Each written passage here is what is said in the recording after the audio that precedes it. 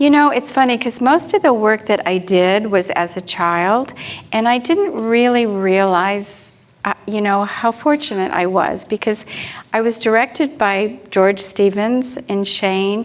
I was directed by Cecil B. DeMille in The Greatest Show on Earth, and Frank Capra in Here Comes the Groom. And it wasn't until I became an adult that I really realized how blessed I was, because I had no idea at the time, you know. And so my fun things, especially the Lone Ranger, Superman, you know, that just meant so much to me, because I didn't really get what was, I was too young.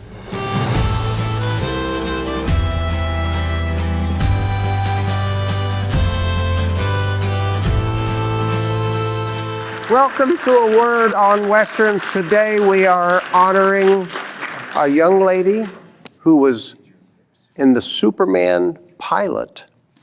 She was rescued by the Lone Ranger.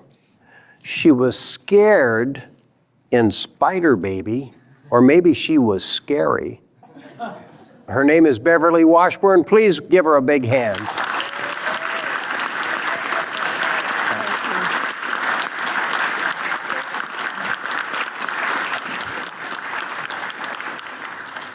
You were rescued by Clayton Moore as the Lone Ranger in the feature film. I know. I feel so fortunate. For those of you who saw the movie, The Lone Ranger, I was the little girl, Lila. Now, who's seen that movie here? Anybody seen it? It was a big feature film. It was great. Yeah, and so when I went to read for the part, of course, I was a huge Lone Ranger fan.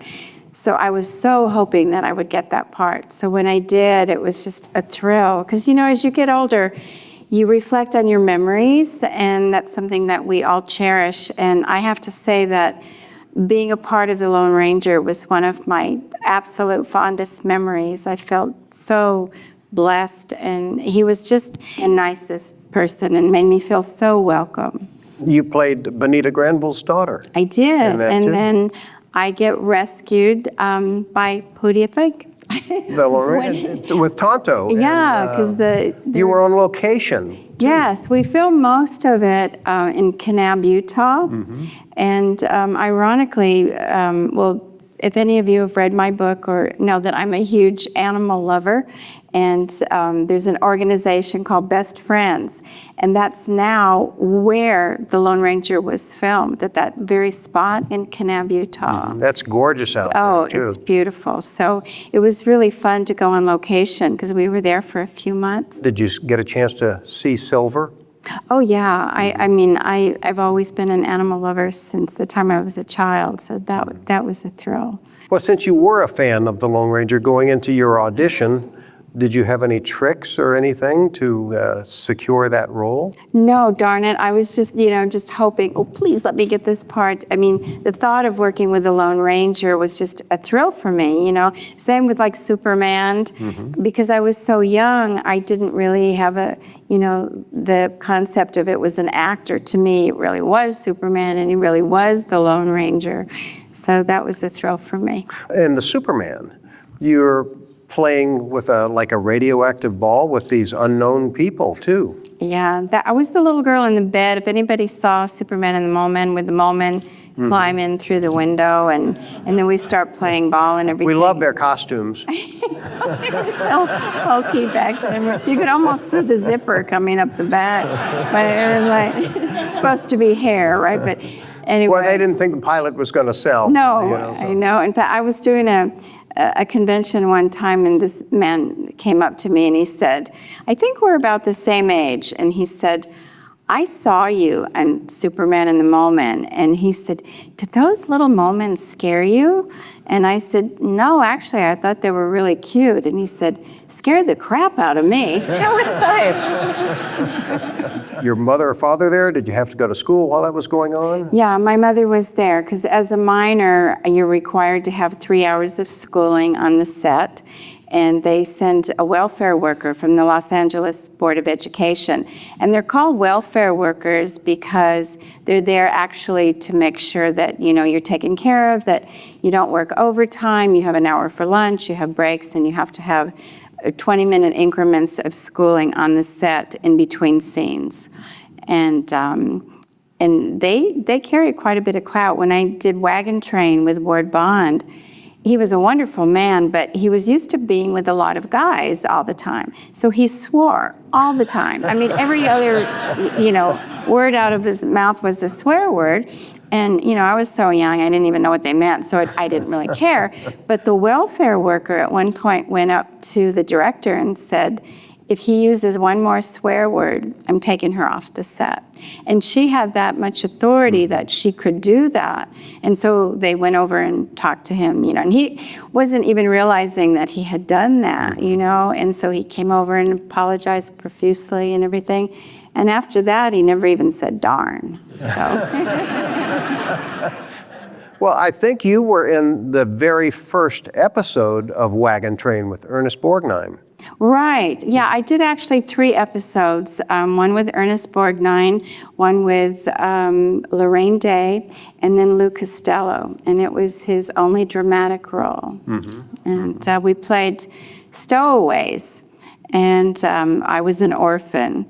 And it just shows you, like back then, this was back in the 50s, and it was a different time than we have now, because the story was we were drifters and I was an orphan and we're traveling together. Well, you couldn't have a story like that these days with a little girl traveling with a man. It would be totally inappropriate. And he was an alcoholic, too. On top of it, yeah. It's like real life today. But you couldn't do a story like that these days. It would be totally inappropriate. But it was a day, of innocence, and nobody really thought twice about it. And Harry Von Zell, who was, the announcer on Burns and Allen, he actually wrote that episode. And I think he was in it. He was in it. Wrote himself a part. Yeah, and he was the murderer. Well, I remember that when it aired because I was a big fan of Abbott and Costello, and Lou Costello was terrific in that, and I believe he was trying to show that, yes, he could do dramatic roles, and you called his booze medicine or something, and you were the enabler. Yeah, but he was just the sweetest man. And again, I was a big fan of Abbott and Costello, so that was another thrill for me to be able to work with him, and it was a joy. He did get really good reviews in that, but he died just a couple months after it aired. Yeah, it was one of the last things he did. What was he like in person? He was absolutely adorable. He was sweet and kind, and even though I was young, it's weird now looking back, I sensed this almost like a sadness that came from him. I couldn't put my finger on it because he was always sweet and, always giving me a hug and everything, but there was something. And what I learned later is that, as most of you know, his son had drowned, and that's something he never got over, and he carried that sadness with him forever, and it kind of showed. But then, he would get in front of the camera and be the, consummate professional. And it was funny because he was so used to doing Abbott and Costello where he would ad-lib that it was very hard for him to remember the dialogue. So, because, he just wasn't used to it. So every time it was so funny, instead of just stopping, because he'd forget, he'd go up on his lines and all of a sudden he would look straight into the camera and go, "So how are you?" Every time, I don't know. And then I think he almost kind of did it on purpose sometimes to make me laugh because it just was the funniest. He played like a spoiled brat on Fury. Yeah, with Bobby Diamond. Yes. He was such a fun guy. And I played a brat. And Ann Robinson, who you've had on your show, just a lovely lady. And so Bobby and I stayed friends all these years and was deeply saddened at his passing. But not like Fury. He's king of the wild horses. But Fury's broken. Oh, no, he's not. You were riding him. Oh, sure, but that's because we're pals. I'm the only one he lets ride him. Why? Because he loves me and I love him. Fury's just a horse. He loves anybody, even me. Stay away from Fury! Get out! Leave Fury alone! All you do is make him mad! Let me go! Do you remember where they shot Fury? I think it was Iverson Ranch, and then a lot of it was done on the set. But yeah, a lot of things were filmed. In fact, now Old Yeller, that was supposedly taking place in Texas, but we never went on location. It was all filmed, you know, out on location, and some of it on the set. And Peter Graves and William Fawcett were in that, in The Fury also. Yeah. But Bobby Diamond was a good little actor. Oh, as he was well. adorable. Yeah, he was wonderful. Lone Ranger, of course, was a great film, but so was Old Yeller. That was another favorite of mine, of course, being, you know, an animal lover. And Old Yeller, his real name was Spike, and they got him out of an animal shelter and trained him. And like in Rin Tin Tin and Lassie, they had several German Shepherds and several Collies. And depending on whatever it was that needed to be done, whichever dog did it the best, they would bring that dog in. But with Old Yeller, they only had one of him. So, because, you know, so he did everything. And if I remember correctly, his dressing room was bigger than mine. And a little trick that they used, which you learn, you know, they have all these tricks in the movie business. And when they wanted the little puppy, because my dog, Miss Prissy, has pups with Old Yeller. And when I'm holding the little puppy, when they want the puppy to be giving us a kiss, they would take Gerber's chicken baby food, because it was the color, you know, of skin, and they would just like pat it on your face like that, so it wouldn't show up on the camera, but the little puppy would be, and it looked like they were giving kisses. And, last year sometime, I guess it was, I was doing a little convention, and they asked me to do a Q&A and be on the panel and talk about Old Yeller, although they introduced me as the little girl from the classic movie Old Yellow. They did. That doesn't happen here. No. Anyway, but sadly, Tommy Kirk, who played Travis, and I are the only two still alive from that movie. Everybody has passed away. And coincidentally, Tommy lives in Las Vegas, where I live. So we get together periodically, and he comes over for dinner and everything. Do you put stuff on your face?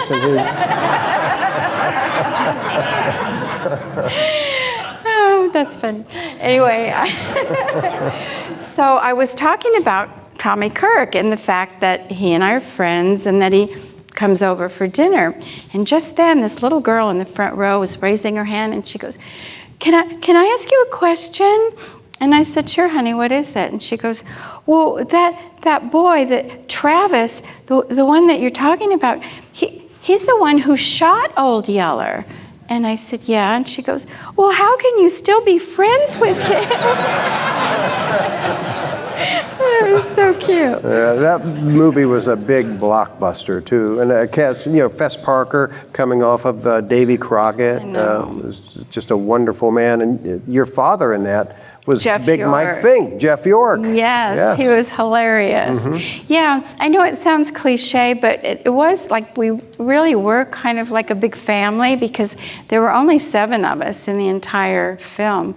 And so we shot for 3 months, and it was on the Disney On the Disney lot. Ranch, yes. And I got to have school with all the Mouseketeers, because the Mickey Mouse Club was going on at that time. So to this day, one of my very best friends is Sharon Baird, who was one of the Mouseketeers, and some of the other ones too we stay in touch with. And of course, Johnny was a Mouseketeer too. Also in Old Yeller, Moochie, Kevin Cochran. And he passed away. Yes, but what a good little actor adorable. he was, too. Yeah, just adorable. Did Walt Disney ever come on location while you were filming? He came on the set a couple of times, but he was very kind, and I was so grateful that I got chosen to do that role, because any one of the Mouseketeers would have been wonderful in the role, and the fact that they chose me, I just feel very blessed. And I had to meet Walt Disney, you know, to get the okay. And he was a very quiet man. He was nice. He would come on the set and stand around, but he was, you know, he just thought everybody has a job and everybody should do their job. So he didn't really tell people like what to do or anything. He just kind of stood back, but he was a very nice man. Robert Stevenson, I think, directed that, who had Yes. done a lot of the hit Disney films. Yes. What was he nice. like as a director? He was wonderful, and I had worked for him a couple of times in other things, and so I think he kind of helped me get the role by putting in a good word for me. He was wonderful. Was your mother the one who said, yes, she'll take this role? Well, I had an agent, and typically I'd go on the audition and read for the part. And then sometimes, if I had worked for the director or the casting person previously, then they would just automatically, call my agent, and they would say, you've got a part, and I'd work. So that was nice. A film that is just the total opposite of all these wonderful roles that you played as a child was Spider Baby. I know. It's such a crazy Lon movie. Chaney Jr. Yeah, it's now become a cult classic, and in fact, Quentin Tarantino was instrumental in getting it re-released because I bet he was. He was a good friend of Jack Hill, who produced and wrote and directed the film, and Jack, he wrote a lot of other crazy films, the kind that Quentin really loves, and they're good friends. And Jack he's in his late 80s, and he's a very nice man. He's very kind of droll, kind of quiet, doesn't say a whole lot. Well, we were doing a horror convention, and so they were showing Spider Baby. So afterward, they asked if we would go up to the penthouse to do a little interview, like a podcast or whatever it was, for their local station. So the moderator turns to Jack and he says, Jack, he said, that's such a quirky little strange, kind of out there, tongue-in-cheek, kind of bizarre little movie with murders. And he goes, I'm just curious. He goes, what would possess you? Like, how did you sit down and write something like that? So Jack goes, well, I was smoking a lot of weed back then. And that explains it, right? What is the story? What's the plot? There is none. That's easy to remember then. It's just a crazy little kind of tongue-in-cheek. And Lon Chaney Jr. sings the theme song. Yes. And that was a record, a hit. They released it as a record. I know, isn't that Now, bizarre? this is toward the end of his career, and he'd been the wolf man, of course, living under his father's shadow, the man of 1,000 faces. What was his attitude like being in this film that I don't think cost very much money? I think it was $11 was the budget. That's How much of that $11 did he get, though? Well, actually, he really wanted this role, and they didn't have the money to pay his salary. So he backed out. So then they offered it to John Carradine. And then John Carradine wanted to do it. Well, then when Lon Chaney heard that John Carradine was going to do it, he said, wait a minute, I'll do it. So he did it for, I don't know. How would you describe his character in that film? He was a gentle giant. And I don't know if anybody has seen this movie or not, but there's a scene on the porch where he has to cry. And there's a trick, in the movie business that if somebody's supposed to cry and they can't, I mean, for me, I always cried in everything. And my brother used to say, oh, you cry at supermarket openings. So I never had a problem crying, so I didn't ever have to do this. But if they needed a person to cry, they would either blow something in their eyes, like some kind of, I don't know what it was, or they would take glycerin and put little, with a thing in it, and it would come down and it looked like tears. But in the scene on the porch with Lon Chaney, those were his real tears. They didn't have to use makeup or anything.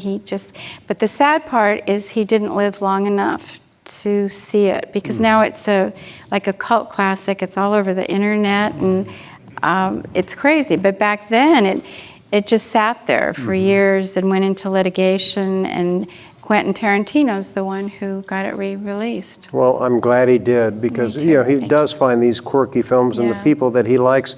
I like a lot of them. His favorite director is William Whitney, who had done the Lone Ranger serial. Yeah. And just so many of the good Roy Rogers films of the late 40s, too. So, a person like Lon Chaney Jr., I believe, was underappreciated for the depth that he could bring to his roles.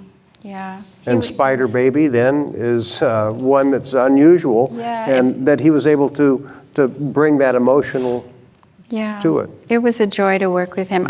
You know, it's funny because most of the work that I did was as a child, and I didn't really realize, you know, how fortunate I was, because I was directed by George Stevens in Shane. I was directed by Cecil B. DeMille in The Greatest Show on Earth, and Frank Capra in Here Comes the Groom. And it wasn't until I became an adult that I really realized how blessed I was, because I had no idea at the time, you know.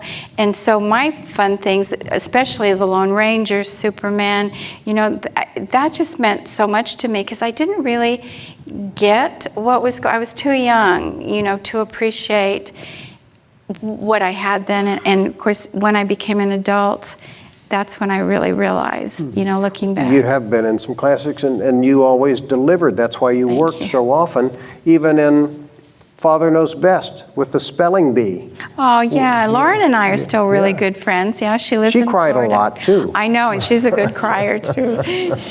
She's a doll. We stay in touch and have all these years. Well, I'm glad you came over from Las Vegas for this, because your stories have been wonderful, and your work speaks for itself. Thank and it's you, just Rob. nice to be able to see them again. And I've always felt that, like, right now is the golden age of television, because everything that has ever been done, it seems like it's available for us to on YouTube. watch. It's amazing. Yes. And, you know, I have to say, I'm so grateful that you invited me here. This is my first time here.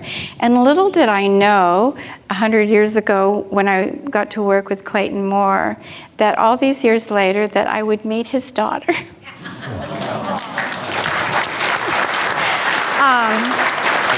Really. Thank you. Fury debuted Saturday morning, October 15th, 1955. The half-hour live-action series became a long-running favorite. With solid stories and high moral foundation, Fury was among the most popular of those weekend kid shows, and it told the story of Joey, a troubled orphaned boy adopted by Jim Newton, owner of the Broken Wheel Ranch. Joey was portrayed by 11-year-old Bobby Diamond, a terrific child actor and writer.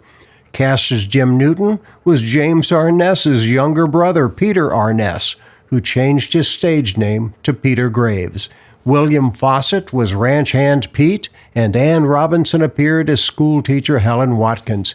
In this special HD restored episode from Season 1, Joey Sees It Through, gifted 10-year-old child actress Beverly Washburn guest stars as the distraught daughter whose widowed mother is remarrying. Oh, the trouble she causes and the danger she gets into. Can Fury save her? What do you think? Here's Beverly Washburn and Fury.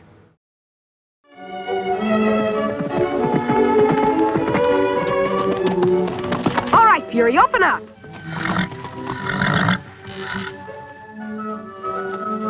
Good boy. Now see you close it.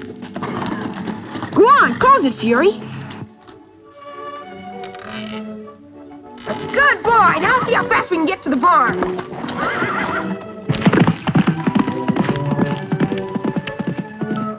From the sound of those hoof beats, I'd say that was Joey and Fury. You know, someday he's actually going to walk that horse. Joey sounds like he's going to be lots of fun, doesn't he? He sounds silly to me. Why don't you go out and meet him, Betsy? Why should I? Don't be rude, Betsy.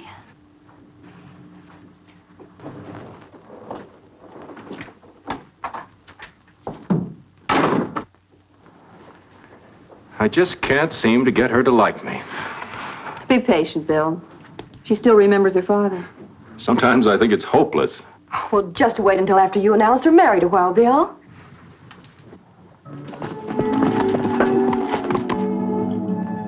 Hey, we got company.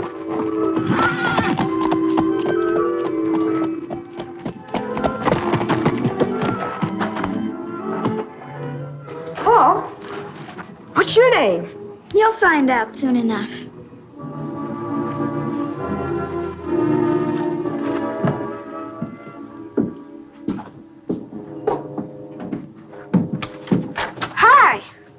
Hi, Joey. Did you have a good ride? Yes, sir. And I taught Fury a new trick. Hello, Miss Helen. Hello, Joey. Gosh, Bill, I'm sure glad to see you. Same here, fella. Say, it looks like you've grown 2 feet since the last time I saw you. You saw the boy last week. Well, 2 inches anyway. Joey, I'd like you to meet Mrs. Parker. And I hope you're going to like her just as much as I do. You see, we're going to be married. I'm glad to know you, Joey. I've heard so much about you. Thank you. You know, I have a daughter your age. I know. Oh, you saw her outside? Yes, ma'am.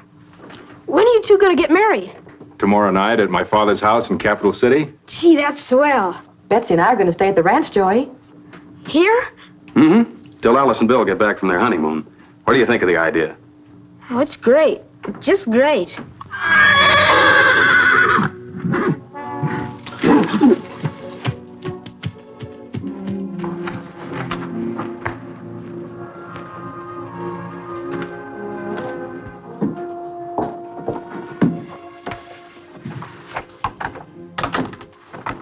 Oh, how do you like the ranch, Betsy? It's like any other ranch, I guess.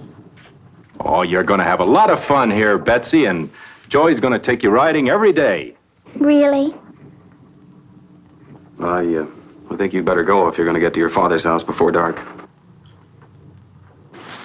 I suppose so.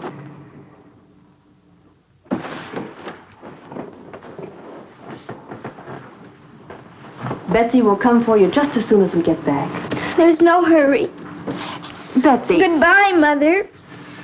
I'll try to be a good father to you, Betsy. You'll never be my father. Never. Betsy! Go on away, both of you.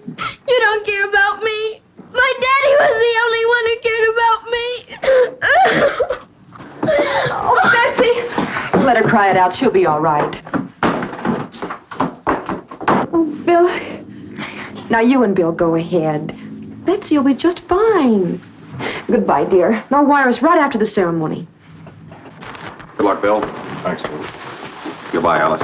Goodbye. Please take care of her. Don't worry. We'd better go, Alice.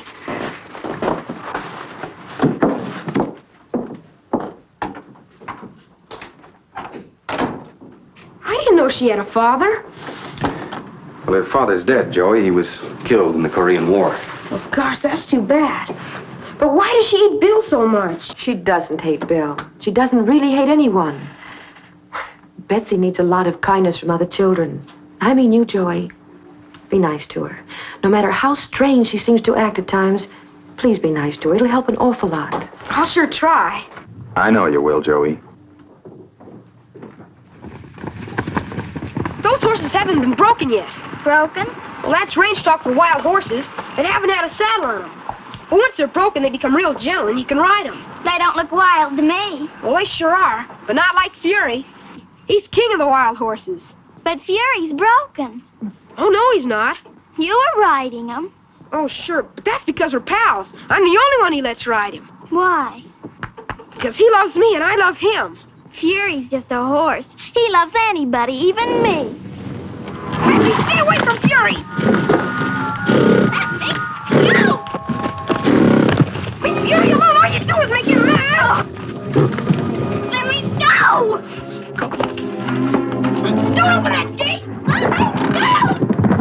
You're trying to get killed! What'd you do that for? 'Cause I wanted to. Look what you did to my dress. Are you gonna let me ride Fury? No! You don't want Fury to love me. I hate you. I hate you. I hate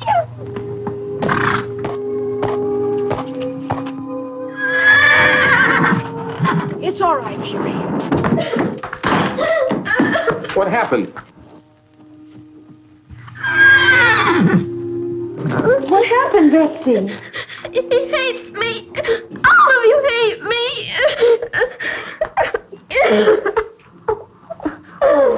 Oh, no, dear, you're wrong. We all love you. We love you very, very much. Nobody loves me. Nobody. Oh, no, let me take you to your room, dear. You'll feel much better when you lie down a while. Oh, don't cry. Don't cry, baby. Don't cry.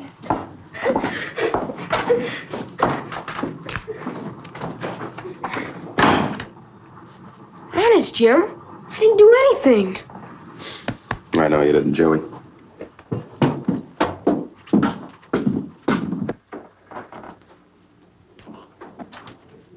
Oh, no.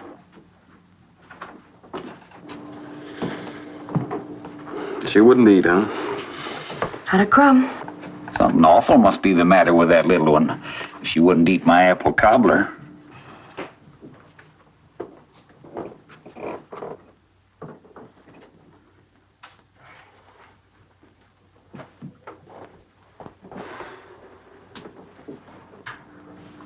I think we should call Alice and Bill at his father's. No, Helen, they're on their way to get married. We don't want to disturb them unless it's something really important. Poor little thing. She's just lying on her bed staring at the ceiling. We've got to do something to take her mind off things. Hey! How about a picnic? She's gotta like that. Oh, Joey, that's a wonderful idea. How about it, Jim? Okay, a picnic it is. Yippee! Tell Betsy, Miss Helen. Why don't you tell her, Joey? Me? Mm-hmm. I think it'd be a good idea considering what we talked about this morning. It would? Well, go ahead.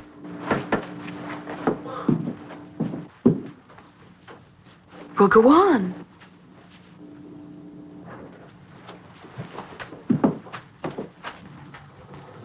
I think you'd rather wrestle a bobcat single-handed.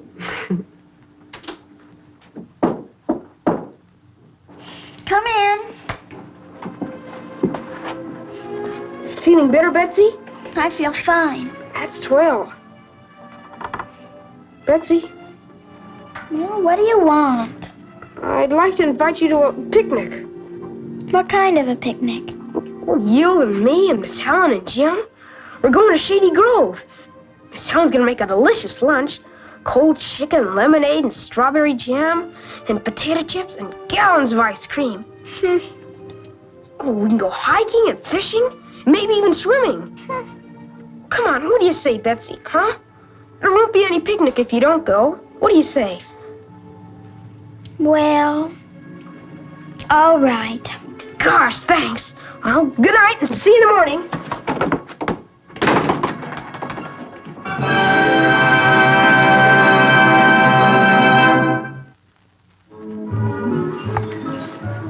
Would you like some more chicken, Betsy? Oh, no, thank you. I'm full. How about some more lemonade? All right. I'll go and get it. I'll go with you. If I'd known you kids wanted more, I wouldn't have put the jug back in the car. Oh, we weren't thirsty then. Come to think of it, I wasn't either. Bring me some too, will you please? Okay, Jim. Having fun, Betsy? Uh-huh. Glad you came? Uh-huh. Thank you. Jim? It's delicious. I think Joey's going to be a good influence on that little girl. It is good. Only one person I know makes it better. Who's that? Bill Adams. He does not. He can't do anything. I hate him. But Betsy, I said I hate him. Today's the big day for Alice and Bill. Mm-hmm. In a few hours, they'll be married. You know, we ought to call and congratulate them. Good idea. I'm so happy for the both. Yes, Bill will make Alice a darn good husband. And Betsy a good father. He'll never be my father. Never! Betsy! Hey, Betsy, what are you doing? Leave me alone! You can't drive a car. I'll show you! Betsy, stop!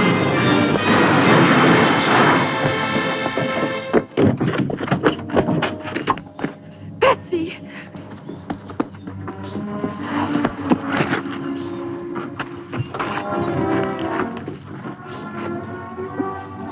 Not my father, he's not.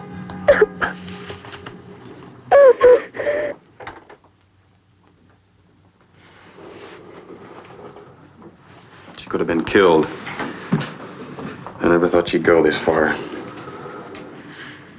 She was running away from something she couldn't face.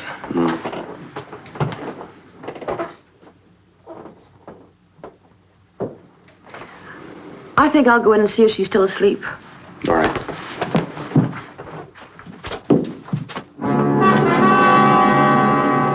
Betsy. Jim! Betsy's gone. She's not in her room? No. Well, she's probably just wandering around the place. I think she's run away. We'll find her. Oh, Jim, she must have run away. Well, She ain't around here, that's for sure. she can't have gone far. No sign of her. Pete, you and I'll get horses and go cross country. Me and Fury can help. You sure can. You cover the roads back of the corral. Jim, I'm going to call Alice.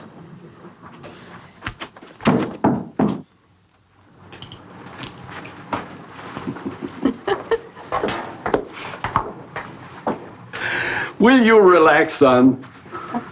When is that justice of the peace going to get here? He's 10 minutes late. Maybe something happened. Maybe he won't show up. He'll be here. I guess I'm the most nervous bridegroom in history. Well, one of the most, anyhow. It's the justice. I bet he can't make it. Hello? It's for you, long distance. Hello? Alice. Alice, it's Betsy. She's disappeared. What? I'm afraid she's run away. Oh, I'll be there just as soon as I can. Betsy, She's run away. I've got to go back. I'll drive you. But the wedding. I'm afraid there'll be no wedding.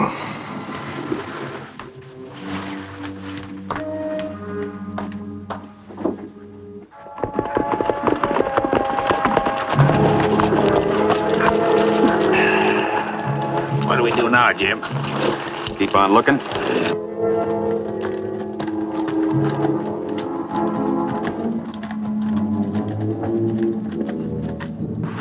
Betsy!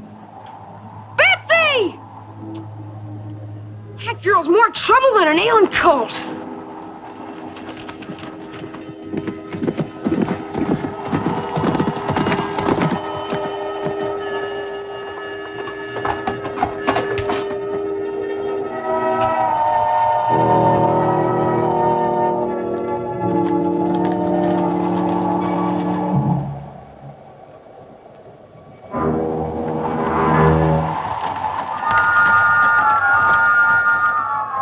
Betsy, stop! Come back!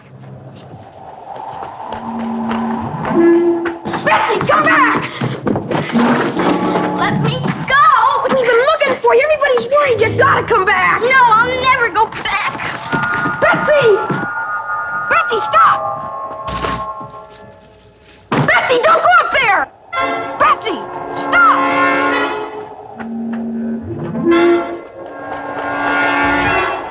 I don't want to hurt you.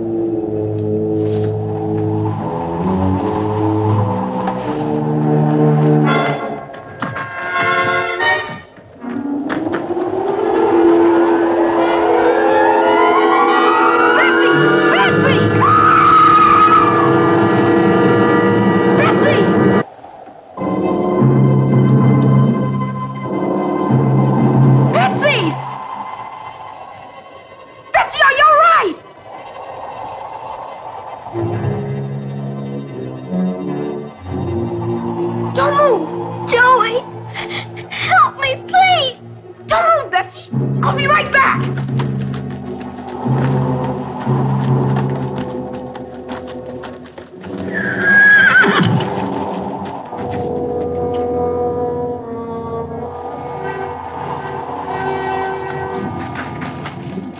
Yuri, we gotta save Betsy!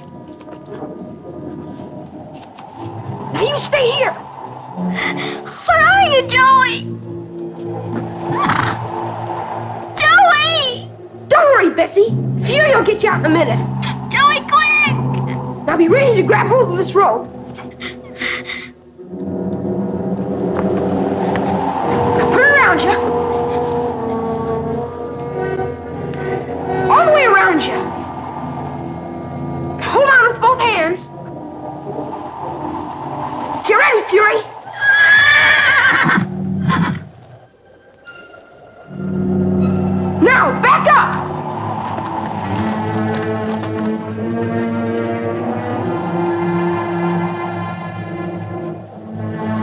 Take it easy. Hold on.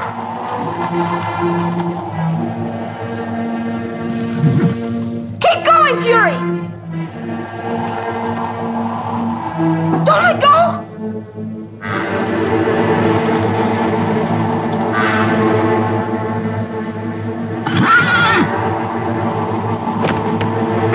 Hurry, Fury, hurry! The rope's breaking!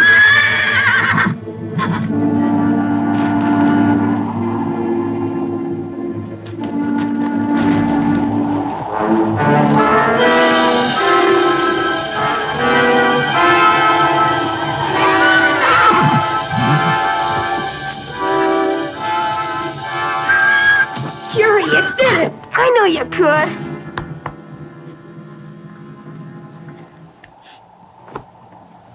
If you were a man, I'd whip you to a knob. I dare you to try it. Why'd you run away? Because I wanted to.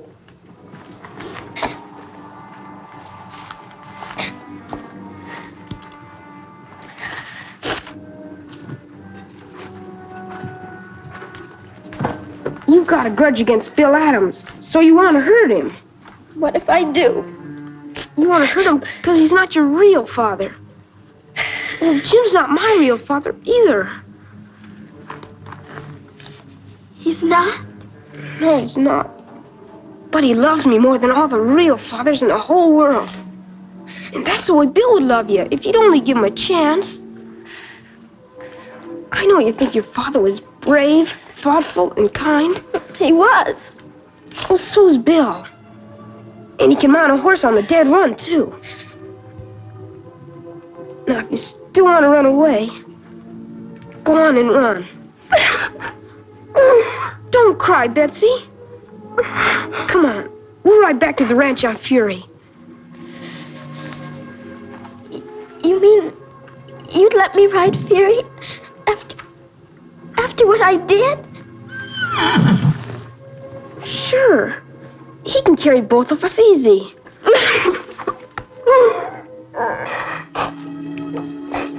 Please, Betsy.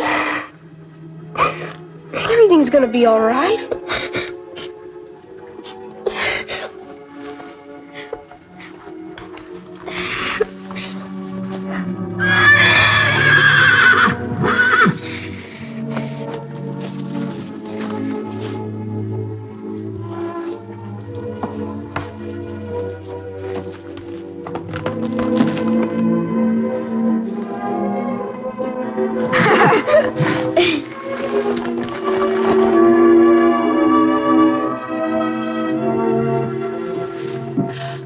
My poor baby. Poor little girl. Why don't you sit down, Alice?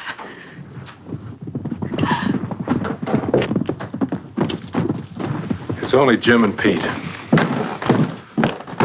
No sign of either of them.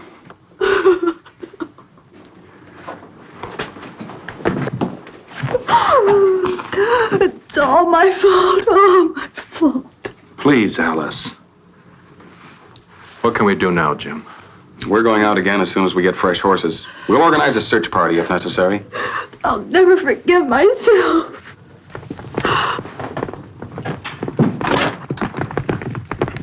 It's Fury, with both of them. She's all right, Jim. Nice work, Joey. Oh, Betsy, Betsy, darling. You're safe. And you won't have to run away anymore. What do you mean, Mother? Oh, Bill and I aren't going to get married. And it's just going to be the two of us together. But I don't want it to be just you and me.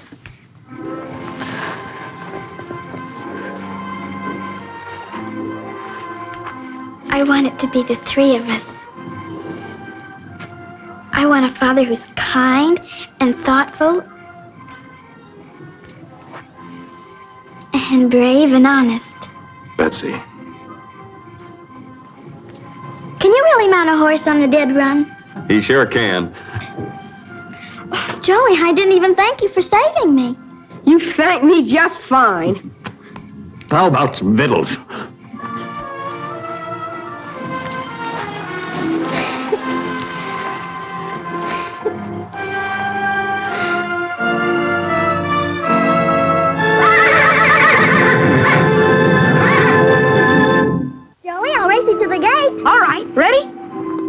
set, go. Look at that girl go. She's going to beat Joy to the gate. Oh, she did it! Well, you win, Betsy. Looks like Joey's learning something about the art of chivalry. There isn't a horse in the state that can beat Fury. Ladies, tea and biscuits.